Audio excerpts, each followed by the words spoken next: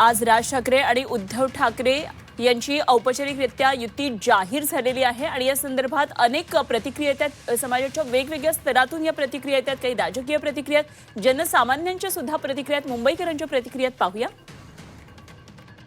ठाकरेंच्या नावाचा एक राजकीय सूर्योदय झालेला आहे। प्रत्येक मराठी माणसाची इच्छा, अपेक्षा आणि आकांक्षा जी होती की या महाराष्ट्रातले सन्माननीय उद्धव साहेब असतील, सन्माननीय राजसाहेब असतील, हे दोनही ठाकरे बंधू आणि महाराष्ट्र नवनिर्माण सेना आणि शिवसेना एकत्र यावी, ही आज कित्येक वर्षाची इच्छा आज महाराष्ट्रात पूर्ण होताना दिसते।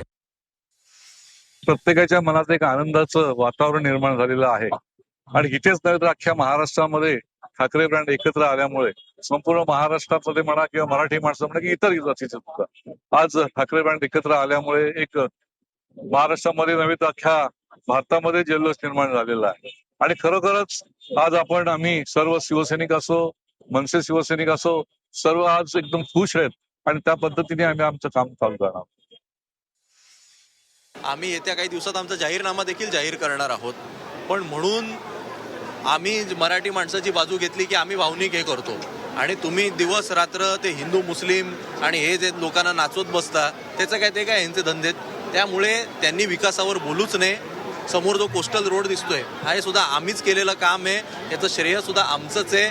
आयत्या पिठावर त्यांनी रेघोट्या ओढू नये। जागा वाटप हे अत्यंत दोन्ही पक्षांना सन्मानपूर्वक असेल असं झालेलं आहे।